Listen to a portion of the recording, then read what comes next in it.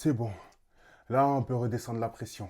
Très sincèrement, j'en ai eu des sueurs froides. J'ai eu peur jusqu'à la fin du match, surtout après le carton rouge de Fermín Lopez.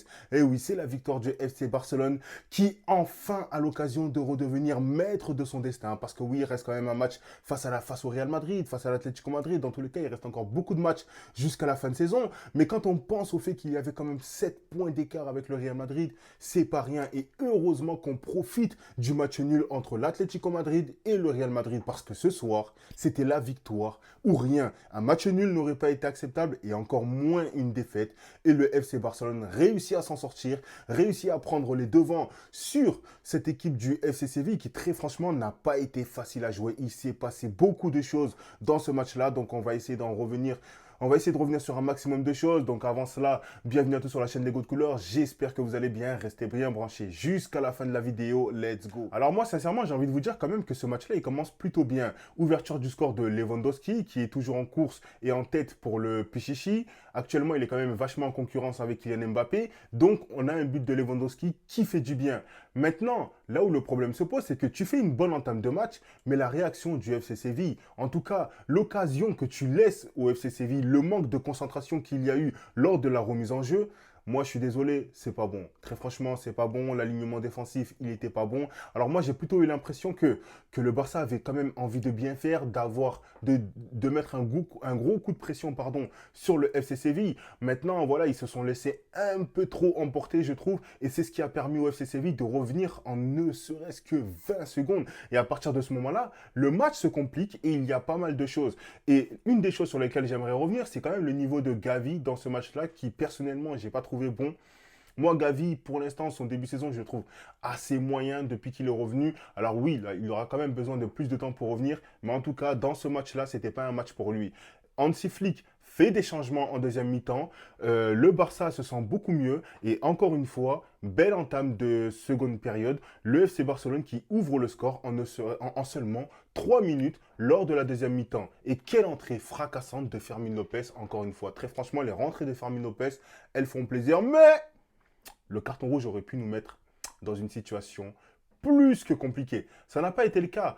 Je vais quand même dire que oui, le tacle qu'il fait, évidemment qu'il n'est pas intentionnel, mais l'excès d'engagement, il faut faire attention. Pour moi, oui, c'est clairement un carton rouge mérité, il n'y a pas de débat là-dessus. Très franchement, quand on voit comment il a pris les jambes du gars, il aurait pu se faire les croiser. Donc c'est normal qu'à ce moment-là, Fermín Lopez se prend un carton rouge. Mais avant cela, il y a quand même eu le but de Rafinha, et j'ai envie de dire heureusement, parce que s'il n'y avait pas eu deux buts d'écart, je pense qu'on aurait quand même eu un FC Séville bien plus combatif. Parce que malgré la sortie de Fermín Lopez, j'ai pas trouvé que le FC Séville avait pris l'ascendant sur le FC Barcelone. Alors oui, on a quand même reculé un peu plus pour essayer d'être un peu plus compact et éviter de laisser trop d'espace.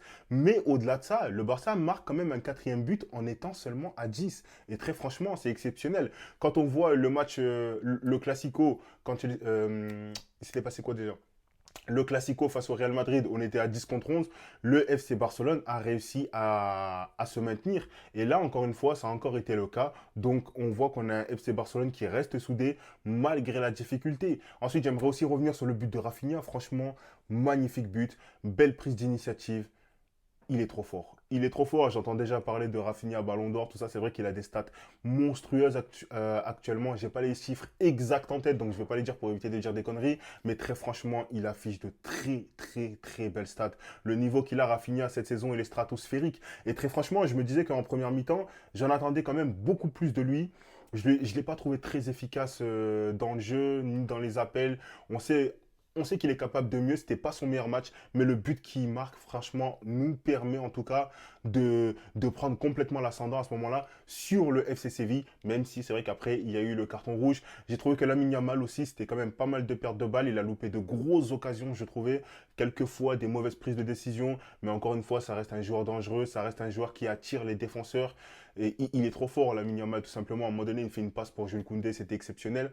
En parlant de Jules Koundé, personnellement, j'ai pas trouvé qu'il a été bon. Je trouve que c'était un match raté quand même de la part de Koundé. C'est beaucoup, beaucoup trop passé sur son côté.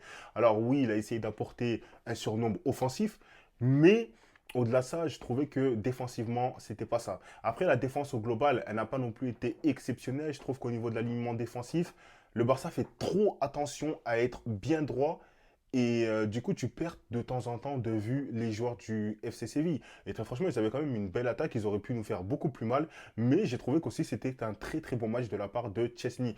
Alors, j'ai oui dire qu'il se passe quand même certaines choses avec Iñaki Peña, entre Iñaki Peña et Hansi Flick. Je trouve ça dommage parce que moi, je trouve que Iñaki Peña avait vraiment bien assuré lors de la première partie de saison. Donc le voir disparaître comme ça m'attriste un peu parce que moi, je l'avais beaucoup taillé, Iñaki Peña.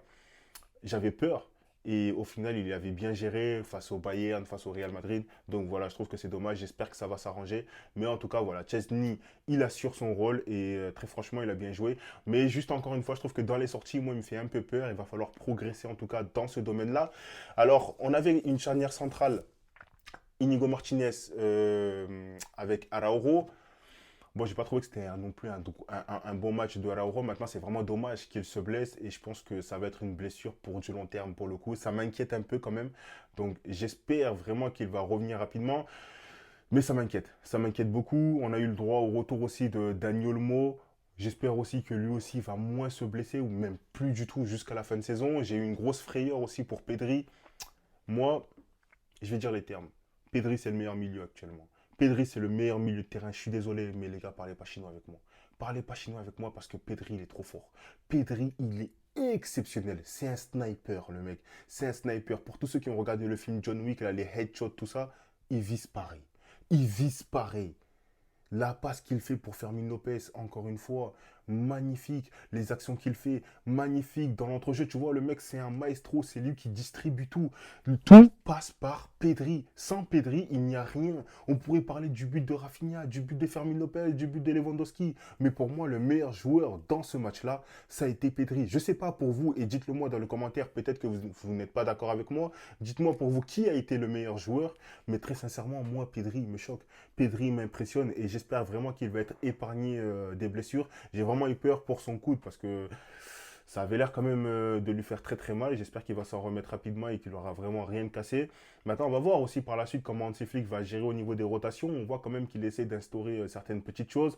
Frankie De Jong, moi j'ai trouvé vraiment qu'il avait un bon niveau et ça s'est plus fait ressentir par la sortie de Gavi. Après, c'est vrai que c'est dommage du coup quand il y a eu le carton rouge de Fermin Lopez, par exemple, l'entrée de Daniel Moi a été un peu hachée parce qu'on n'a pas vraiment pu le voir ou en tout cas il n'a pas pu exploiter tout son potentiel et ça j'ai trouvé que c'était dommage. Maintenant, dernière chose, ça serait plutôt au niveau de Lewandowski. Voilà, moi il marque son but, je suis content, mais c'est vrai que j'aimerais qu'il soit un peu plus efficace dans le jeu quand tu lui fais, enfin, par exemple quand tu lui fais la passe, qu'il y ait moins de déchets, ce genre de choses. Aujourd'hui, il marque son but, je suis très content. Dans tous les cas, c'est ce qu'on lui demande. Donc moi, voilà, je ne veux pas lui tomber dessus non plus pour ce match-là. Mais si j'avais bien une critique à faire, en tout cas, ça serait ça. Et encore une fois, félicitations au FC Barcelone.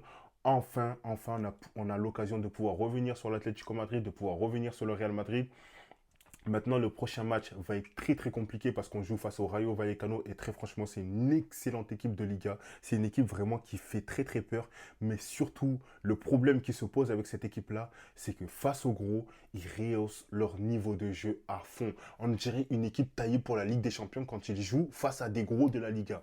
Et ça, c'est impressionnant de la part du Rayo Vallecano. En tout cas, voilà, je ne vais pas faire une vidéo trop longue, mais je vais quand même vous dire, parce que oui, je n'ai pas sorti par exemple le débrief face à l'Atalanta, le débrief Real Madrid-Atlético Madrid. En ce moment, je suis très chargé. Je passe beaucoup d'examens et c'est assez compliqué pour moi de sortir des vidéos en étant très régulier. J'essaye un maximum. Aujourd'hui, j'avais beaucoup de temps. Puis après, voilà, là, j'ai ma femme qui s'occupait de mon fils tranquillement. Donc, ça s'est plutôt bien passé. En tout cas, j'espère que vous avez apprécié la vidéo. Je vous dis à très bientôt pour une nouvelle vidéo. N'hésitez pas à vous abonner, ça donne toujours de la force, ça fait plaisir. Et n'hésitez surtout pas à liker la vidéo. Et je vous dis à très bientôt.